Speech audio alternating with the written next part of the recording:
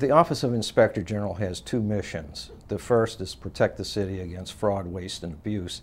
And we do that largely with forensic audits, criminal and administrative investigations. We also have the mission of trying to make the city work better, that is, more efficient and more effectively. We have a program evaluation unit that evaluates organizations or subsets of organizations to determine if they could be more efficient and more effective, and we make recommendations to bring that about. Our job is to ensure that what the city is doing in terms of the way it operates, the programs it funds and operates, that those programs are operating at peak efficiency and providing the services for which they were intended, and that those services and the operations of the city are carried out in a transparent and accountable way so that the public can be assured that its tax dollars are being used to their greatest advantage. Projects are generally well thought out. They're based on reviews of city government. They're based on current events, things like that, compel us to want to look into things. And the process starts with simply learning how the department works or how the program functions. And you set course from there and determine what questions it is you're really looking to answer. Ultimately, you never know where these things lead. You're going to be interviewing stakeholders across the spectrum. You're going to be doing data analysis. It's really very involved. People want to see things improve, and we fill a niche where we can provide objective information to help compel changes.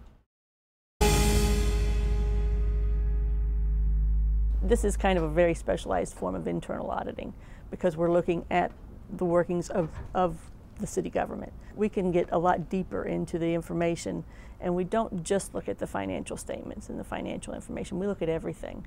So that's probably the one big difference between us and a regular audit group.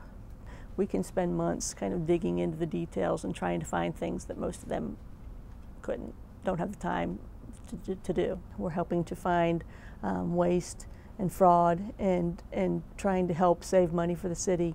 And I just feel like that's kind of important, and I enjoy being able to help try and fix some of the problems within the city government. It is rewarding to see that there have been some changes, that they are trying to make things better.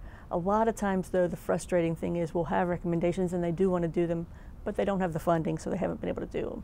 And so that's kind of frustrating, but it is nice to see the ones that they do are able to make change. The city has about close to $1 billion budget, and wherever the city money goes, we go. And the number one thing we look to do is prevent or deter any kind of fraud. We're in the French Quarter today, the investigations division. It's part of our comprehensive fraud awareness program for the city. This is just one aspect of it, but we are actually going to talk to all occupational license holders in the French Quarter. We're here with the city, and we want to make sure that the businesses in the French Quarter know that there's somebody to call if you encounter any kind of fraud or abuse of power or any kind of misconduct by city employees or city contractors.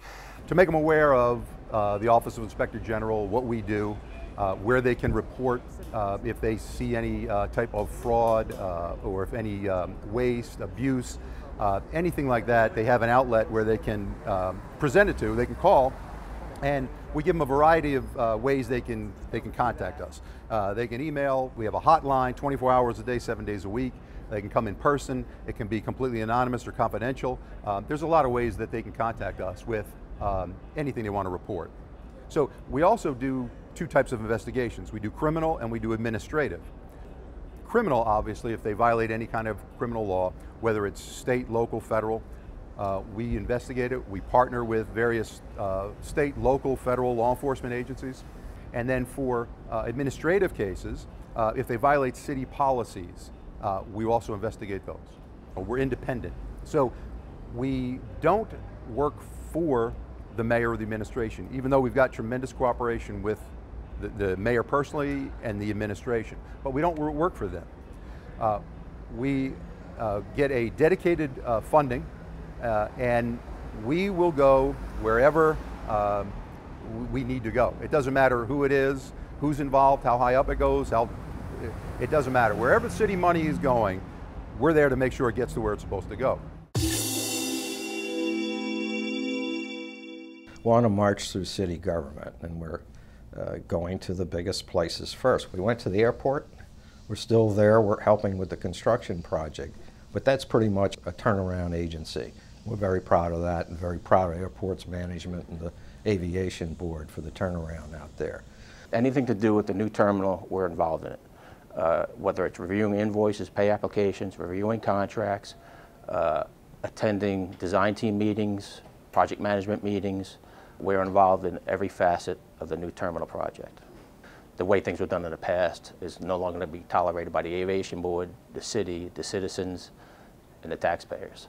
I'm proud when we can do things like give the city standards for this is how you should be contracting, this is what an RFP process should look like, and when we can see that those are being implemented and that good processes are going through so that we're awarding things to the right contractors, we're monitoring contracts correctly.